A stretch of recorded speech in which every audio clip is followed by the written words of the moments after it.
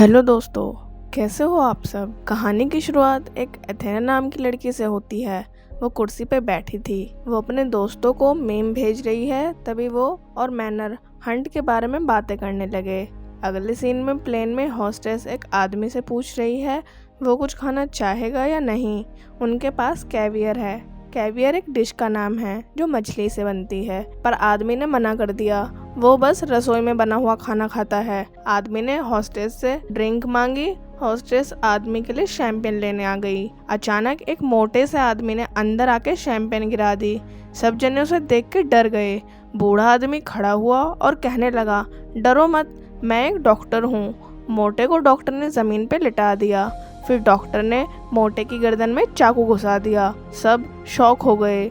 मोटा मरा नहीं, उसने एक बोतल फेंक के मारी। इतने में एथेना चलकर कैबिन में आई। उसने अपनी हील मोटे के मुंह में घुसा दी। पहले तो किसी ने कुछ नहीं कहा, लेकिन जब एथेना अपनी हील साफ करने लगी तो एक बोला, ये कोई सेंटिमेलिटी वॉर नहीं हो रही। बूढ़े डॉक्टर ने मोटे आदमी को एयरप्लेन के दूसरे कंपार्टमेंट में डाल दिया। मोटा अभी भी जिंदा है। वो हेल्प चिल्लाता रहा। अनफॉर्चुनेटली उसके सामने पड़ी भूरे बालों वाली लेडी भी बेहोश पड़ी थी। भूरे बाल वाली की आंख खुली तो वो बाहर खुले मैदान में है। उसके मुंह में गैग बंधा हुआ था। लड़की ने गैग निकालने का ट्राई किया, मगर वो नहीं निकला। उठ के लड़की ने देखा सामने एक और लेडी के मुंह में गैग बंधा हुआ है। वो नदी के पास बैठी थी। लेडी मेकशिफ्ट कंपास बना रही है। लेडी ने भूरे बाल वाली लड़की को देखा, फिर वो वहां से ऐसे चली गई जैसे उसने कुछ देखा ही नहीं। एक आदमी भूरी लड़की के पास आया। लड़की उसके पीछे आने लगी। ग्राउंड में बड़ी सी क्रेट आके रुकी। धीरे धीरे सारे लोग बाहर निकल के आ गए। सबके मुंह में गैग बंधा हुआ है। एक आदमी क्रेट को खोलने लगा, तभी दूसरा बोला, ये जाल है, इसे मत खोलो। आदमी ने बॉक्स खोल दिया। उसमें से एक पिग और कुछ हथियार बाहर आए। सारे लोग क्रेट के पास आ गए। भूरे बाल वाली लड़की ने चाबी लेकर एक लड़के का गैग खोल दिया। सबने एक दूसरे के गैग खोले। उन्हें नहीं पता उनके साथ क्या हो रहा है। अचानक वहां गोलियां चलने लगी। लड़का लड़की को लेकर छिप गया। लड़की को लगा उसे गोली छूकर निकल गई, तभी उसकी खोपड़ी उड़ गई। एक आदमी ग्राउंड से भागते हुए सब पे गोलियां बरसाते हुए सामने आया।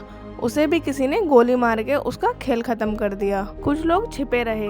एक छिपी हुई लड़की भागते भागते एक गड्ढे में आ पड़ी। एक लड़का भागते हुए लेडी को बचाने आ गया। लेडी अभी जिंदा है। दोनों एक दूसरे के सहारे ग्राउंड से बाहर आने लगे। दोनों भागने लगे। तभी लड़की का पैर एक माइन पे पड़ा। दोनों में ब्लास्ट हो गया। एक और आदमी ग्राउंड से बच के जंगलों की तरफ भागते हुए आ गया। उसे एक फेंस मिली। पीछे से उस पे कोई गोली चलाने वाला था, पर ये वही आदमी था जिसने क्रेट खोली। कुछ और बचे हुए लोग भी उनके पास आ गए। सबने फेंस पार कर ली, पर क्रेट खोलने वाले आदमी पर किसी ने तीर चला दिए। आदमी तीर चलाने वाले की तरफ जाने लगा, तभी एक और तीर लगने की वजह से वो मारा गया। बाकी 3 बच के पास वाले गैस स्टेशन आ गए। वहाँ एक ओल्ड कपल था। उन्हें लगा तीनों जने उनके स्टेशन को लूटने आए थे। ब्लू शर्ट वाले बंदे ने कपल को बताया, हमें तुम्हारे पैसे नहीं चाहिए, बस इतना बताओ अभी हम कहाँ हैं। इस जगह का क्या नाम है। इस जगह का नाम है अरकानसस। लड़के ने पुलिस को कॉल करने के लिए फ़ोन मांगा। उन्होंने बताया उनकी हर कॉल ट्रेस होती है। पुलिस थोड़ी देर में स्टेशन आ जाएगी। एक लड़की ने स्टोर से बिस्किट निकाल कर खा लिए, तभी उसका गला जाम हो गया। बिस्किट में शायद जहर था। कपल ने मास्क पहन के स्टोर में कुछ स्मोक ग्रेनेड फेंक दिए। ब्लू शर्ट वाला बंदा कपल को मारता इससे पहले ही बुढ़े ने लड़के को गोली से मार दिया। दूसरे लड़के का धुआं से दम घुट गया। बूढ़े ने उसको भी गन से मार दिया। लेडी ने गैस स्टेशन का पंखा चलाकर वहां सफाई कर दी और बॉडीज को छिपा दिया। लेडी ने ब्लू शर्ट वाले बंदे के हाथ में वेडिंग रिंग देखी। उसे बुरा लगने लगा। तभी इसका पति आ गया और कहने लगा, ये बुरा आदमी ही होगा, ज्यादा मत सोचो। कपल के बीच रेसिज्म को लेकर बहस हो गई। फिर उन्हें रेडियो पे कॉल आया। कपल ने फोन पे एक लेडी को बताया। उन्होंने सबको मार दिया। लेडी बोली, तुम्हारा अगला शिकार जल्द ही स्टेशन पे आने वाला है। कपल ने स्टोर को अच्छे से सजा लिया। सब कुछ पहले जैसा दिख रहा। स्टोर में एक लड़की आ गई। दोनों ने लड़की का अच्छे से वेलकम किया। इसका नाम है क्रिस्टल। क्रिस्टल ने कपल से सिगरेट बॉक्स मांगा। उसने इमरजेंसी मनी देकर पूछा ये कौन सी जगह है। बूढ़ी ने लड़की को चिल्लर वापस कर दिए। क्रिस्टल को कुछ अजीब लगा। उसने कपल पे अटैक कर दिया। क्रिस्टल ने काउंटर के नीचे से शॉटगन निकाल ली। पहले तो उसने लेडी को गोली मारी, फिर बूढ़े को। क्रिस्टल ने स्टोर चेक किया, वहाँ और भी लाश पड़ी थी। उसने कुछ रबड़ बैंड और एमो ले लिए। क्रिस्टल जैकेट उतार के बाहर आ गई। बाहर एक ट्रक खड़ा था। लड़की ने जैसे ही ट्रक को ध्यान से देखा, उसकी नंबर प्लेट नकली थी। क्रिस्टल समझ गई जिस जगह वो है वो कोई और ही जगह है। नीचे वाली प्लेट पे क्रोशिया का नंबर था। कार में तार लगे थे। तार बॉम्ब का है। क्रिस्टल ने किसी को रेडियो पे बात करते हुए सुना। वो झाड़ियों में छिप गई। सब उसे ढूंढ रहे हैं क्योंकि उन्हें कपल स्टेशन में नहीं मिला। उन्होंने एक ड्रोन स्टेशन के पास चेकिंग के लिए भेजा। किसी ने ड्रोन में गोली मार दी। एक आदमी बाहर आया। उसने ड्रोन को पैरों से कुचल दिया। फिर वो ट्रक की तरफ गया। क्रिस्टल ने उसे रोका। लड़की बोली, मैं भी तुम्हारी तरह यहाँ फंसी हूँ। ड्रोन को आदमी ने तोड़ के साबित कर दिया, वो भी यहाँ फंस गया है। दोनों साथ में आगे बढ़े। क्रिस्टल ने पास में एक रेलवे ट्रैक देखा था। दोनों वहीं जा रहे हैं। रास्ते में आदमी ने क्रिस्टल को स्टोरी सुनाई। कुछ लोग हम सबका शिकार कर रहे हैं। उसने आर्टिकल में पढ़ा था, एक लिबरल एलिट ग्रुप लोगों को किडनैप करके उन्हें मैनर में लाकर उनका शिकार करेंगे। क्रिस्टल को आदमी की कहानी पे भरोसा नहीं हुआ। उसे ट्रेन की आने की आवाज आई। दोनों ट्रैक की तरफ भागे। उन्हें ट्रेन मिल गई। दोनों ट्रेन में चढ़कर अंदर इमाइग्रेंट का ग्रुप मिला। वो लोग ट्रेन में छिपे हुए थे। मोटा कहने लगा, तुम लोग असली यानी कि अमेरिकन नहीं हो, पेड क्राइसिस एक्टर हो और इंग्लिश भी नहीं बोल पा रहे। क्रिस्टल को अभी भी मोटे की बात सही नहीं लग रही। ट्रेन थोड़ी देर में मिलिट्री सर्विस पर आकर रुक गई। आर्मी ने सारे डब्बों को अच्छे से चेक किया और उसके लोगों को बाहर निकाला। क्रिस्टल मोटे और इमिग्रेंट ने आर्मी के सामने सरेंडर कर दिया। तलाशी हुई। मोटा ऑफिसर के पास आकर कहने लगा, हम दोनों तो अमेरिकन हैं, बाकी सब रेफ्यूजीज हैं, असली में क्राइसिस एक्टर्स हैं। ऑफिसर इंग्लिश नहीं बोल रहा। उसने एक इमाइग्रेंट को अपने साथ आने के लिए कहा। ग्रुप में से एक आदमी मोटे के सामने अच्छी इंग्लिश में अमेरिकन एसेंट में बात करने लगा। मोटा भी मुझे तुम पे भरोसा नहीं है। आदमी मोटे से कहता है, मैं ही अकेला एक्टर हूँ। दोनों की बहस होने लगी। एक्टर ने मोटे की पैंट में ग्रेनेड डाल दिया। बाकी सब दूर हट गए। दोनों ब्लास्ट में मर गए। क्रिस्टल को ट्रक में बैठाकर रेफ्यूजीज कैंप पे ले आया गया। एक ऑफिसर ने लड़की से उसके इम्पोर्ट्स पेपर के बारे में पूछा, जस्ट लाइक आईडी और समथिंग। लड़की ने पूछा वो अभी कहाँ है, पर ऑफिसर ने कोई जवाब नहीं दिया। क्रिस्टल ने अंदाजे से कहा, क्रोशिया है ना। क्रिस्टल ने ऑफिसर से अमेरिकन एम्बेसी के लोगों को बुलाने के लिए कहा। ऑफिसर क्रिस्टल के सामने डोम नाम के आदमी को लेकर आए। ये भी ग्रुप में से एक था जो गोली लगने से बच गया। दोनों साथ में कैंप की रसोई में जाकर खाना खाने लगे। डॉन ने क्रिस्टल को कुछ थ्योरीज बताई जैसे उस मोटे आदमी ने कही थी। तभी वहाँ अमेरिकन एम्बेसी का एक ऑफिसर आ गया। क्रिस्टल और डॉम ऑफिसर के साथ बैठ के चले गए। वो जंगल के रास्ते से जा रहे थे।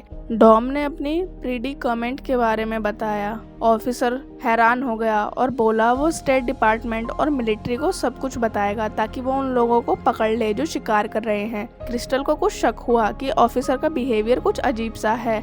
उसने आदमी को चलती गाड़ी से धक्का दे दिया और उस पर कार चला दी। क्रिस्टल ने आदमी को मार दिया। उसे ऑफिसर की जेब में गन मिली। लड़की डिग्गी देखने लगी। डॉन बोला, तुमने ऑफिसर को मार दिया, तुम्हारा दिमाग खराब हो गया है क्या? क्रिस्टल ने उसी डिग्गी में एक मरा हुआ आदमी दिखाया। कार में एक मैप भी है। डॉन और क्रिस्टल बचने वाले बस दोनों ही थे। डॉन क्रिस्टल को गाड़ी में बैठाने के लिए कहता है, पर उसने मना कर दी। क्रिस्टल उन लोगों को ढूंढ के बाहर निकालेगी जो लोगों का शिकार करके उन्हें मार रहे हैं। लड़की ने एक दर्द भरी कहानी भी सुनाई जो अक्सर उसकी माँ से सुनाया करती। अचानक जंगल से पिग निकलकर बाहर आ गया। बंकर में शिकारी ग्रुप बैठ के बातें करने लगे, क्या चीज़ें पॉलिटिकली सही हो रही हैं और क्या नहीं। उनमें से एक आदमी सोल्जर है जो इनका कंसल्टेंट भी है। उसने सबसे चुप रहने को कहा। सब उसका मजाक बनाने लगे। एथीना की रेडियो पे आवाज़ आई। उसने सबको चुप रहने को कहा। एक आदमी बाहर हल्का होने गया। पीछे से डोम ने आकर उसे डरा दिया। उसके हाथ में पिग भी है। क्रिस्टल ने आदमी का सिर धड़ से जुदा कर दिया।